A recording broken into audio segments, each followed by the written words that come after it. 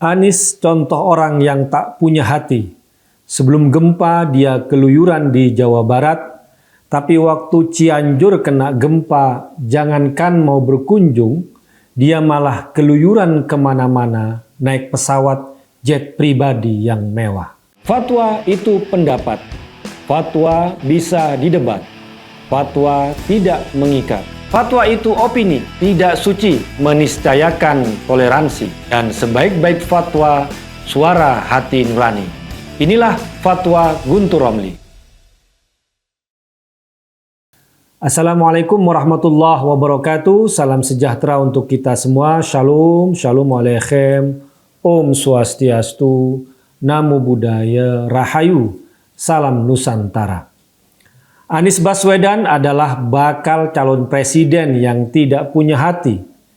Jangankan peduli pada korban gempa di Cianjur, dia malah keluyuran kemana-mana naik pesawat jet pribadi yang mewah.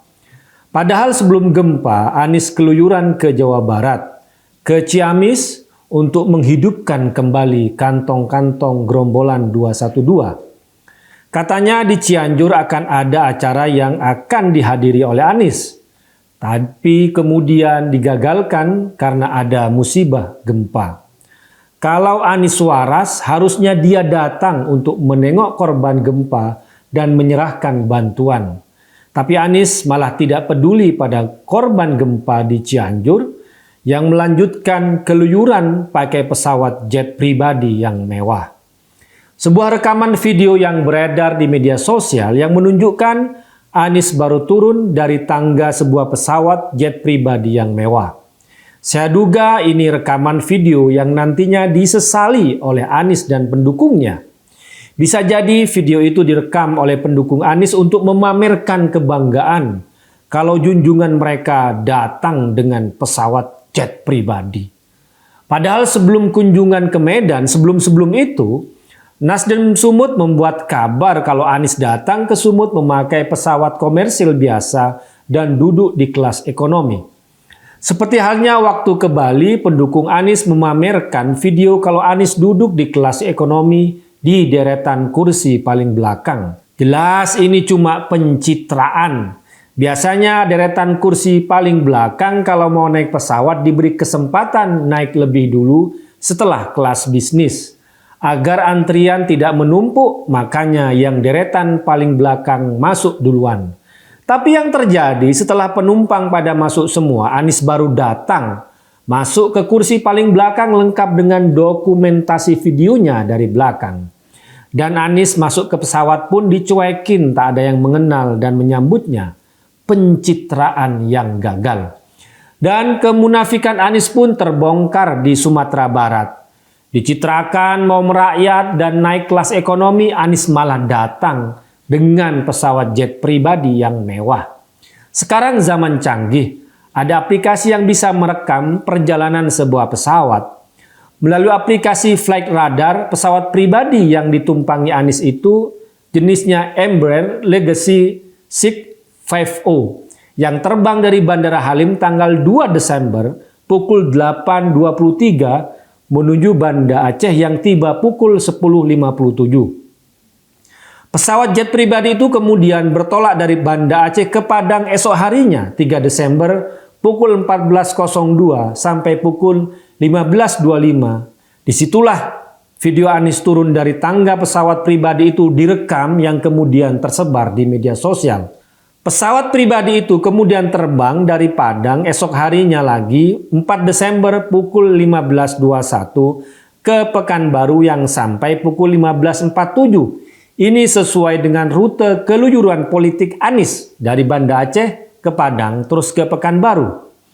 Tak diketahui siapa pemilik pesawat jet pribadi mewah yang dipakai Anies itu. Tapi Flight Radar hanya memberikan informasi pesawat itu terregistrasi di Pulau Cayman Island yang menurut penelusuran netizen dari akun Twitter @kurawa, pulau itu tempat pencucian uang terbesar di dunia karena tidak ada pajak penghasilan, pajak properti yang menjadi tujuan pengusaha-pengusaha di dunia untuk mendirikan perusahaan cangkang di sana. Kalau benar pesawat jet pribadi yang mewah itu yang dipakai Anies dimiliki oleh seseorang yang diduga biasa mencuci uang di Cayman Island, maka ini bisa menjadi kabar buruk bagi rakyat Indonesia. Ini bukan lagi soal bahwa kemunafikan Anies terbongkar, bahwa pencitraan Anies yang katanya merakyat, yang konon naik pesawat kelas ekonomi tapi ternyata naik pesawat jet pribadi yang mewah. Tapi kalau sudah bohir-bohir dan cukong-cukong yang biasa mencuci uang dan menghindari pajak di Cayman Island sudah turun tangan, maka Anies akan tampak seperti boneka bagi mereka. Baru jadi bakal calon presiden saja yang belum jelas dapat tiket capresnya, tapi sudah dilayani dengan pesawat jet pribadi yang mewah dari Cayman Island, apalagi nanti benar-benar jadi capres. Na'udzubillah kalau sampai jadi presiden. Ini yang berkuasa bisa-bisa cukong-cukong dan bohir-bohir dari Cayman Island. Kalaupun pesawat jet pribadi itu misalnya disewa oleh Anies atau siapapun, maka itu juga harga sewa yang sangat mahal. Saya cuma mau mengutip perkiraan kasar dari tarif sewa pesawat jet pribadi yang legasi SIG-OO menurut Direktur PT Indojet Sarana Aviasi Stefanus untuk rute perjalanan dalam negeri misalnya Jakarta ke Bali, orang yang mau sewa pesawat harus mengeluarkan uang hingga $38.000 AS atau setara 570 juta untuk sekali jalan. Ini Anies dari Jakarta, kemudian ke Aceh, kemudian ke Padang, kemudian ke Pekanbaru untuk berhari-hari. Sudah berapa itu biayanya?